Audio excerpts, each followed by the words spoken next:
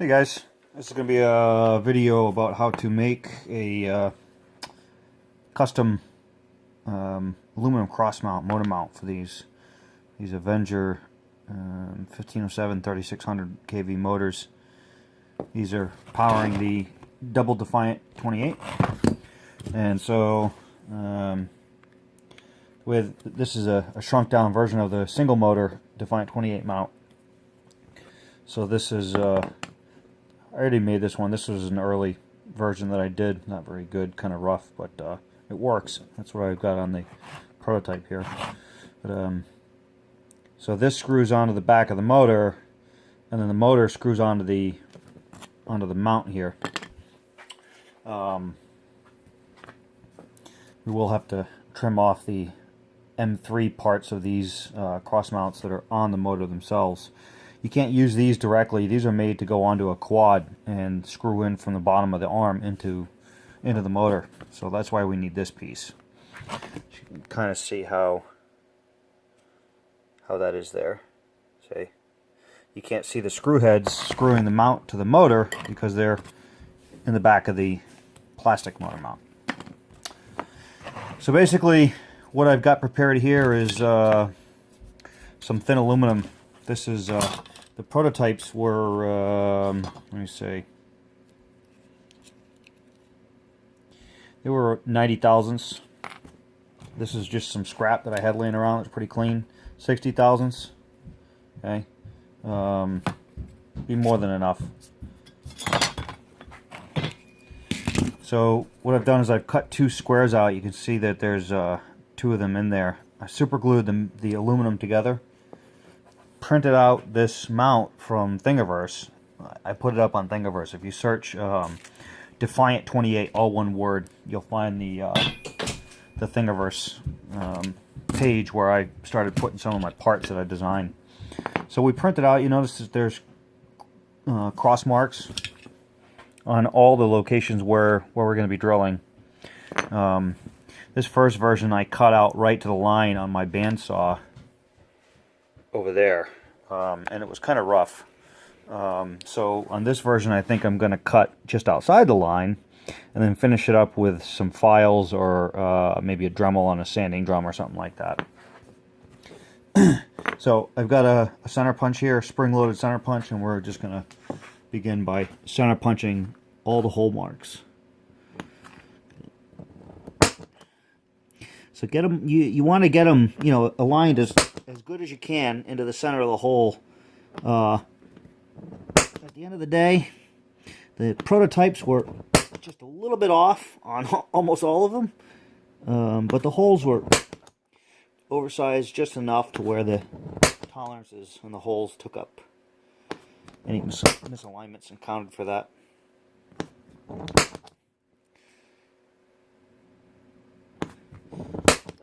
So I'm going to drill all these holes first before I go to the cutout. It's just easier to hold it like that.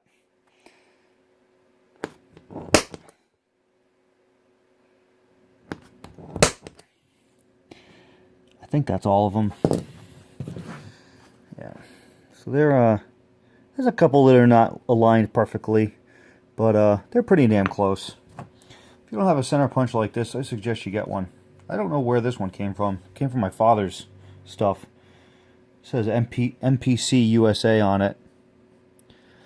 I got a stare at one too. I mean, you can just get a hammer hole punch too to center punch these to get them started. All right. So I'm gonna get the drill press set up. I'll be right back. Okay, welcome back. So I've got a 2mm drill in the drill press right now. I'm going to drill all the holes with a 2mm drill to start, and then I'm going to drill out a few of them with this 3mm drill. I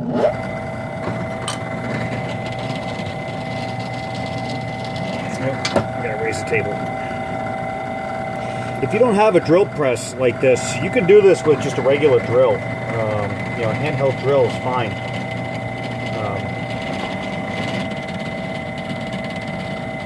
I just like using my drill press for this kind of stuff.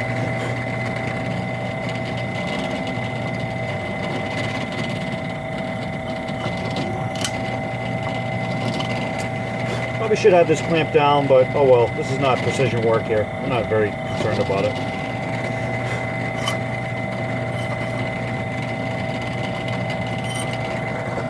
So what you find is the backside starts breaking through and you can't keep it flat. So let me get a file. I've been keeping a file handy in order to knock that down.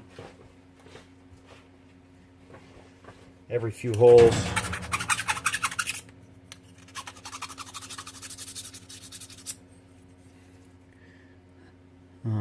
There you go. See, knocked down. Okay. Let's I'm gonna try backing it. Piece of oak here. See what happens.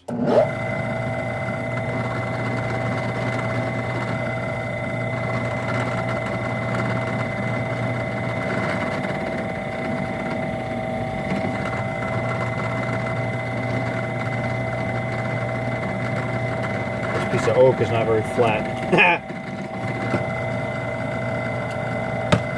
Nah, it's still breaking through, so you just gotta file it down in two. Make sure it stays flat on the table there. Like I said, these holes are, as long as you get them close enough, they'll be fine.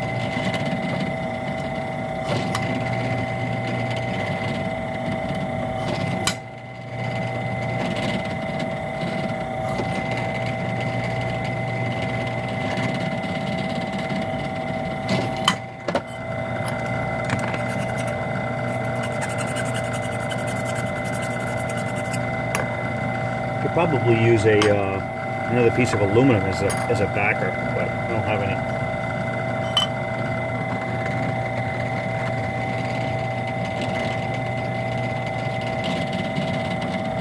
Well, I do have some. I just don't have any that I want to drill into.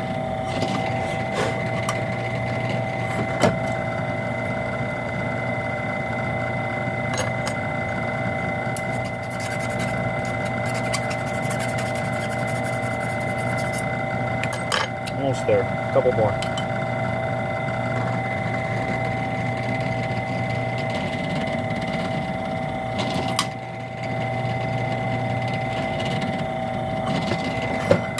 Alright, that's all the 2 millimeters.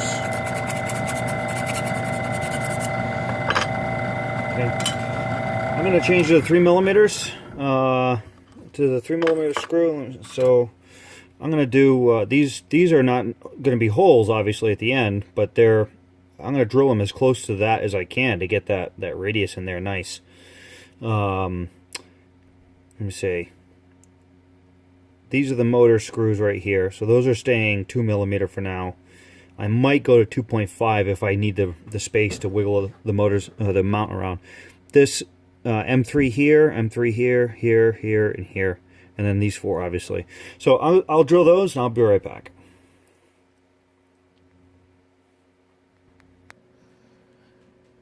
Alright, so what I've done off camera here is I finished drilling the M3 holes, and the center hole here, whoops, sorry, wasn't paying attention here. So I finished drilling all the M3 holes all around, and then this center hole here is a 4.5 millimeter hole. I stepped that out in 0.5 millimeter increments because you can see that the shaft spacer and the E-clip here protrude out the base of the mount quite a bit. So you need about a 4.5 millimeter hole there. You want to be sure that when you mount the motor up that E-clip is not rubbing on the inside of that hole. If it is, then bump it up to a 5 millimeter hole, and we may do that on this one. I'm not sure. So what I'm going to do next, and I'm going to do it off camera because this is loud, annoying, and I've got no good way to set my camera up, is I've got this nice bandsaw. You don't need a bandsaw to do this, okay? You can do it just as easily with a hacksaw and a little bit of patience. I happen to have a bandsaw, and I'm going to use it. I love using this thing. It was my father's. Okay? So I'm going to do that off camera. I'm going to get this all trimmed up and be back in a minute. Alright, yeah, take this out of the vise. So, here's what we've got. So you can see I'm close to the lines on almost everything. And we're going to finish this off with files. The prototypes I just did on a 4-inch benchtop disc sander tool here, but I'm going to try it with these files this time. So what I'm going to do is I'm going to file the roots of these crosses, all 4 of them first. I'm going to get those right down the line, and then I'm going to switch over to my flat files and go around the perimeters of the arms, the cross arms themselves. So this doesn't take a lot. You know, aluminum is pretty soft.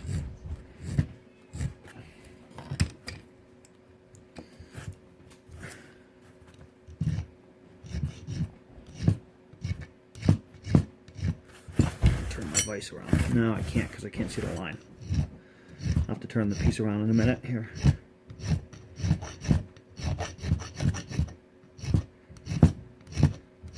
Doesn't need to be perfect. I mean, if you really want to, you could just put it on rough like that. I'm just, that's no good for me.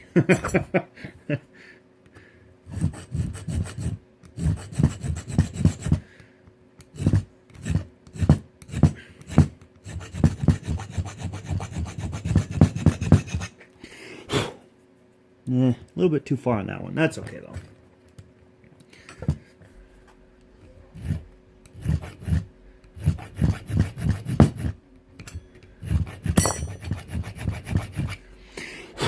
Some people have asked if you could 3D print these based off the drawing, and sure, be my guest. I just don't think it'll be strong enough. These motors can tend to get pretty hot on this because they're small and they're kind of blanked off. They don't get much cooling air, so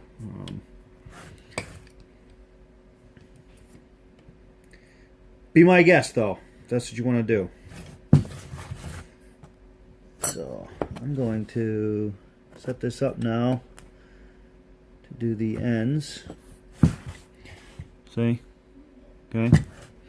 And I don't know, I haven't done this filing yet here, so maybe we'll just try this one here. It's a little bit of a rough one, but not as rough as this one. This one here, you can barely see that. Sorry for the video. So this is kind of... I guess that one's all crudted up. Clean that file out. Oh, give it a shot. See what it does. This one doesn't really. Too fine a cut on that one. There we go. That's cutting right in there.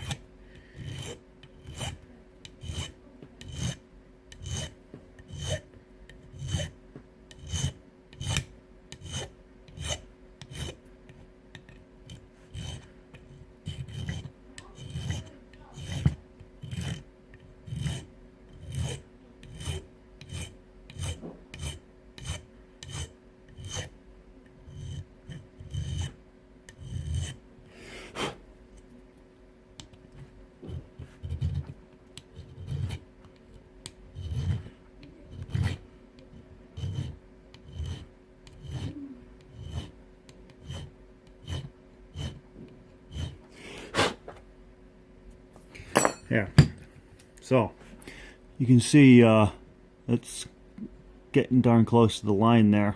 All right, I won't bore you with the rest of the filing. That's pretty mundane. We'll come back when I'm done. What do you think? See if I can hold it up close enough here.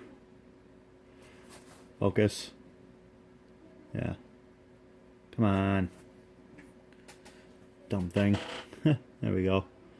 So the paper makes it look a little bit rough, but I can assure you it looks pretty darn good. I mean, it's not perfect, but it's going to be very good in the air. You won't even notice it. Much better than the hacked up prototype here. I actually made 4 of these. One of them was junk, 2 of them were good, and this one I just kept around. I don't know, I guess as a spare if I needed it. It'd work just fine. It's just not, it just doesn't look very good.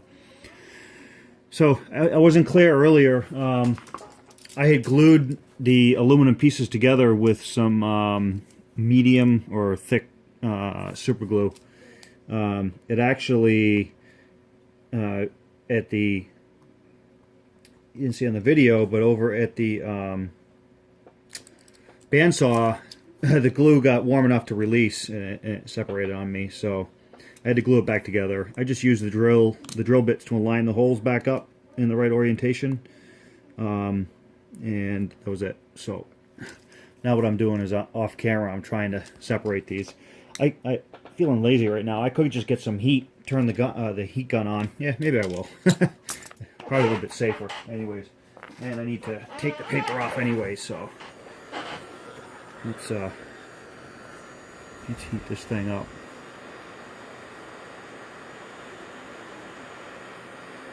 Now when I pick it up, it's going to be really hot. Okay,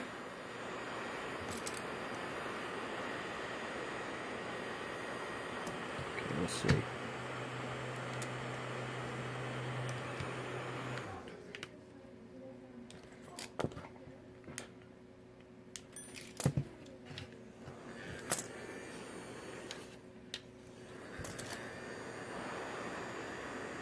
Maybe I'll get the propane torch.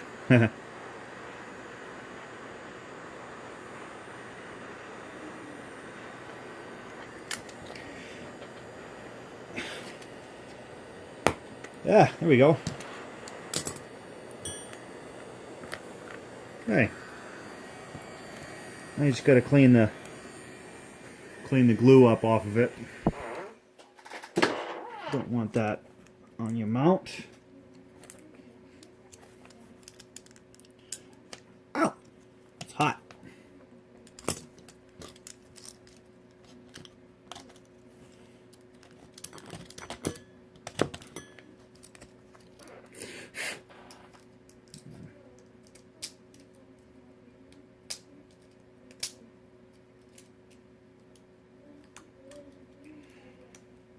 All kinds of burrs on the edge of this I gotta clean up too.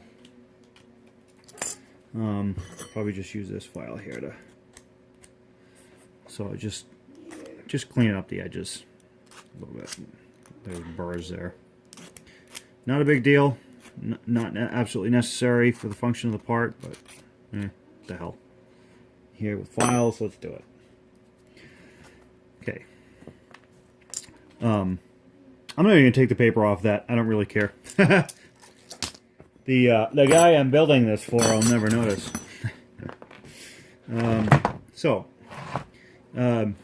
That's the mounts in a nutshell. Maybe I'll post some pictures up on the group about that. You know, the final mounting. Because I'm running out of time on this video. I gotta get a move on. But one last point I wanted to point out is I mentioned that these M3 holes here, these need to be cleaned up. You can see how it mounts here. Yeah, it's kind of hard to see there, but I've cut them off in there because this bolt head right here doesn't have the clearance. You can see, well, bear with me. Let me get the motor screws. We'll screw it onto the motor and I'll show you. Be right back. Alright, I got it on there. I had to adjust my holes a little bit. I wasn't very good, I guess. I think the print actually printed out maybe like 3, 4, 5% small. So I had to come in and I haven't done it on this one yet here, but I had to come in with a little Dremel bit and turn the M2 holes here into slight slots. Probably drilling them out to something a little bit bigger than 2.5 millimeters would work. Maybe, I don't know if 3 millimeters is too big. Let me see. I think 3 millimeters probably be too big. 3 millimeter hole would probably work. There's probably enough meat left on that hole. Anyways.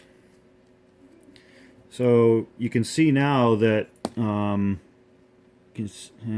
sorry for the lighting here. It's not a studio here. Let's see if I can. So you can see there that the ends of the motor cross mount, the one that's permanently attached to the motor, those need to get cut off. Okay. So what I do is I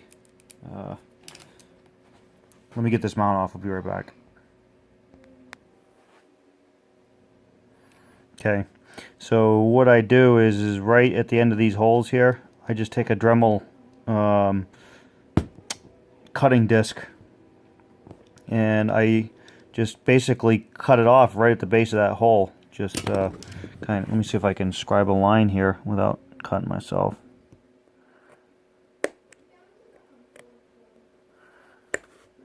Let's see if you can see that. See that line? That's kind of where I cut them off. Now, to be very careful, I taped up the whole motor, you know, basically like this. You slide the tape underneath, and I would tape the whole motor up, and then the ones that I was cutting, I would put a very thin piece of aluminum underneath it, just in case. You really don't want that cutting disc to go through and damage your motor, right? That's it. Good luck. Thanks for watching.